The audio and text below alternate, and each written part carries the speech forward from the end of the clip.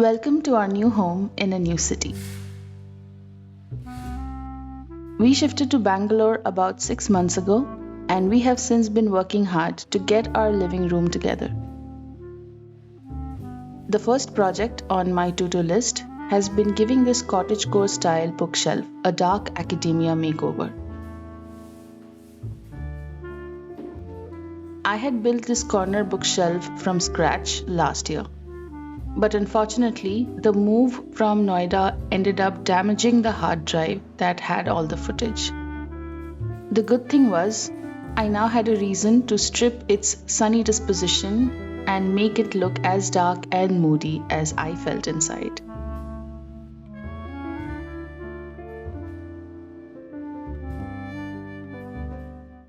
Back in 2021, I built these shelves from plywood to make this awkward corner of our Noida apartment more beautiful.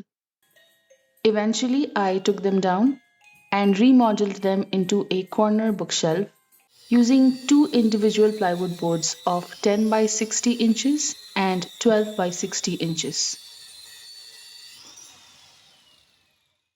Now, to repaint the bookshelf, I started by adding a few coats of tinted primer, which at this point I thought was a good idea.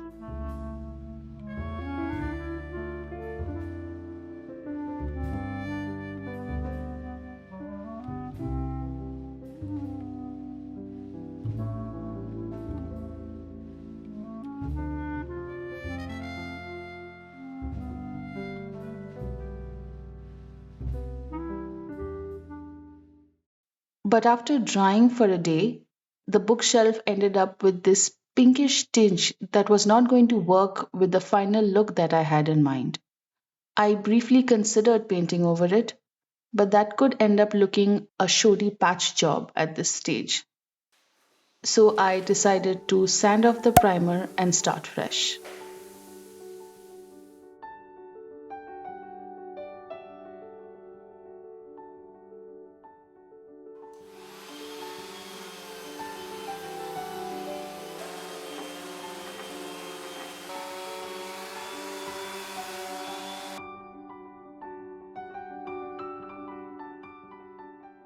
Once I had sanded off as much of the dust my lungs could take, it was time to start painting.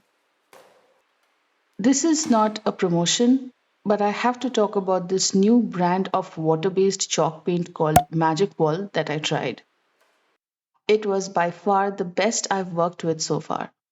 The consistency was so easy to work with, it didn't require too many coats, and most importantly, it did not burn a crater in my pocket.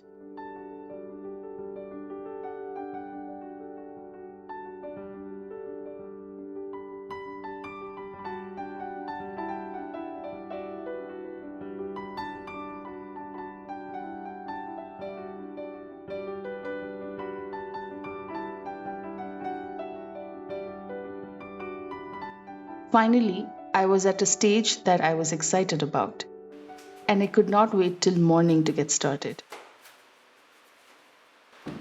To make the faux woodgrain designs, I used the same brand of chalk paints in the shade Caffeine. Since it wasn't as dark as I needed it to be, I added a few drops of black tint to the paint. This technique of using faux wood grains may seem simple as a concept, but once I started trying it, I quickly realized how crucial your wrist movements and spacing is in this method. Because messing up with either one of them would mean that your end result will look very fake, and we do not want that. What worked best for me was working in sections. I painted a chunk of the surface with a thin, smooth coat, let it sit for a minute, then went in with the tool in long, uninterrupted strokes. A thin coat of paint that had had a minute to dry ensured that the grains looked prominent and were not too watery. It was about 4 in the morning at this point, and I was a little overwhelmed by the fact that I had work the next day.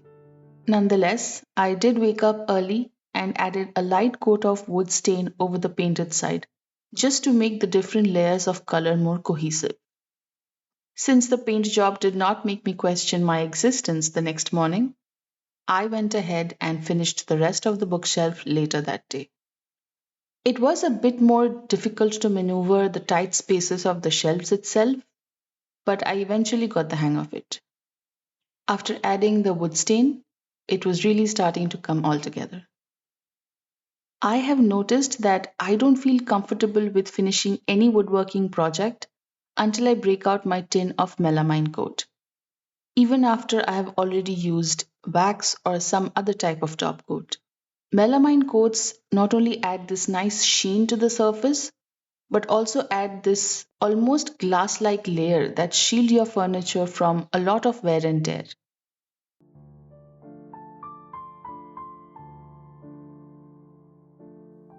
It's all finished now, and honestly, this might be my most favorite carpentry project so far.